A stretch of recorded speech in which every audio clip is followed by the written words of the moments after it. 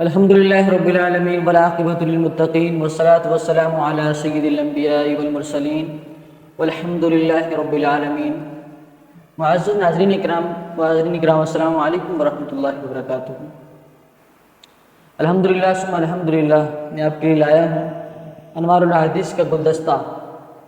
انشاءاللہ العزیز انوار الاحادیث میں جو فقیہ ملت حضرت علامہ مولانا مفتی جلال الدین احمد امجدی رحمۃ اللہ علیہ نے جو احادیث مبارکہ جمع کی ہیں، انشاءاللہ العزیز ان احادیث مبارکہ کو ہم رفتہ رفتہ ایپیسوڈ در ایپیسوڈ مختصر اور جامع انداز میں انشاءاللہ العزیز میں کوشش کروں گا کہ آپ حضرات تک اللہ رب العزت کے پیارے حبیب بے فرامین کو آپ تک پہنچاؤں، جس کو آپ بھی سنیں اور آپ سن کر اس پر عمل کرنے کی کوشش کریں، اور اسی طرح آپ اس فرامین کو اپنے دوست احباب تک، اپنے ساتھیوں تک پہنچائیں تاکہ آپ کی وجہ سے وہ بھی اس اچھے کام میں شریک ہو جائے. معزز ناظرین کرام، الحمدللہ آج کا ہمارا جو پہلا درس ہے اور پہلی احادیث مبارکہ ہے، مشہور احادیث مبارکہ ہے حدیث جبرائیل جسے کہا جاتا ہے، جس میں سب سے پہلے ارکان اسلام کے جو 5 رکن ہیں اس کا بیان ہے، جس میں ایمانیات کا بیان ہے. اور سیاستہ کی کتابوں میں اس حدیث کو مذکور کیا گیا ہے. صحیح مسلم شریف کی احادیث مبارکہ ہے، اور انوار الحدیث کی میں مفتی جلال الدین احمد امجدی رحمۃ اللہ علیہ نے اس کو نقل فرمایا ہے. پہلی حدیث طیبہ ہے کتاب الایمان میں، جس کے راوی حضرت سیدنا عمر بن الخطاب رضی اللہ تعالی عنہ ہیں. عن عمر بن الخطاب رضی اللہ تعالی عنہ قال، حضرت عمر بن خطاب رضی اللہ تعالی عنہ فرماتے ہیں، بینما نحن عند رسول اللہ صلی اللہ تعالی علیہ وسلم ذات یوم اذا طلع علینا رجل.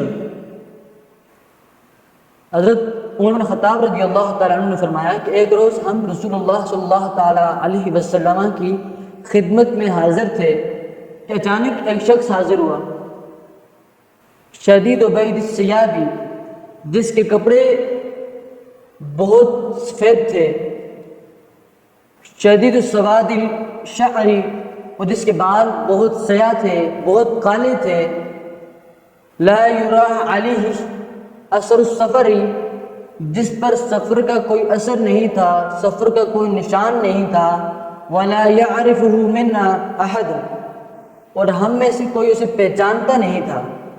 حتی جلس الی النبی صلی اللہ تعالی علیہ وسلم، یہاں تک وہ نبی صلی اللہ تعالی علیہ وسلم کے پاس تشریف فرما ہوا، حضور علیہ السلام کی بارگاہ میں بیٹھ گیا.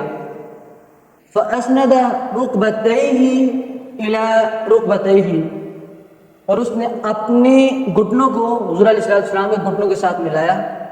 ووضع کفیہ علی فخذیہ، اور اپنی ہتھیلیوں کو اپنے رانوں پر رکھا. وقال، اور اس شخص نے کہا، یا محمد اخبرنی عن الاسلام، اے محمد صلی اللہ تعالی علیہ وسلم مجھے اسلام کے بارے میں خبر دیجئے، مجھے اسلام کے بارے میں بتائیے، اسلام کیا ہے؟ ما هو الاسلام؟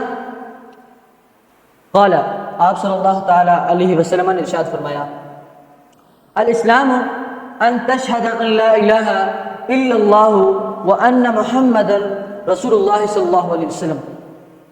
اسلام یہ ہے کہ تو اس امر کی گواہی دے کہ خدا تعالیٰ کے سوا کوئی معبود نہیں، اللہ تعالیٰ کے سوا کوئی عبادت کے لائق نہیں، اور وان محمد رسول اللہ صلی اللہ علیہ وسلم، اور محمد صلی اللہ تعالی علیہ وسلم اللہ رب العزت کے رسول ہیں. آگے فرمایا، وتقیم الصلاۃ، اور نماز قائم کر، وتؤت الزکاۃ، اور زکوٰۃ ادا کر، وتصوم رمضان، اور رمضان المبارک کے روزے رکھ، وتحج البيت ان استطاعت الیہ سبیلا، اور حج بیت اللہ کر اگر اس کی طرف جانے کی استطاعت رکھتا ہے۔ اللہ رب العزت تجھے اتنی طاقت دی ہے، اتنا مال و دولت دیا ہے کہ تو حج بیت اللہ کرنے کی استطاعت رکھتا ہے تو اس کی حج بیت اللہ ادا کر۔ قال اس شخص نے کہا فاخبرنی عن الایمان، یا رسول اللہ صلی اللہ علیہ وسلم مجھے ایمان کی خبر دیجیے، میرے ایمان کے بارے میں بتائیے کہ ایمان کیا ہے۔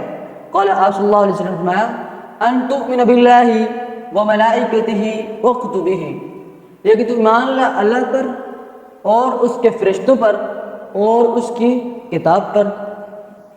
پھر آگے فرمایا والیوم الآخر وتؤمن بالقدر خیرہ وشرہ، اور آخرت پر ایمان لا، اور یہ کہ تو ایمان لا تقدیر پر، اور تقدیر میں خیر اور شر دونوں چیزیں شامل ہیں، ان پر بھی ایمان لا۔ اس جبریل سے ہمیں یہ معلوم ہوتا ہے کہ جس میں اسلام کی بنیادی رکنوں کا بیان کیا گیا ہے اور ایمانیات کو بیان کیا گیا ہے۔ اللہ رب العزت دعا گو ہوں کہ اللہ رب العزت ہمیں اس پر عمل پیرا ہونے کی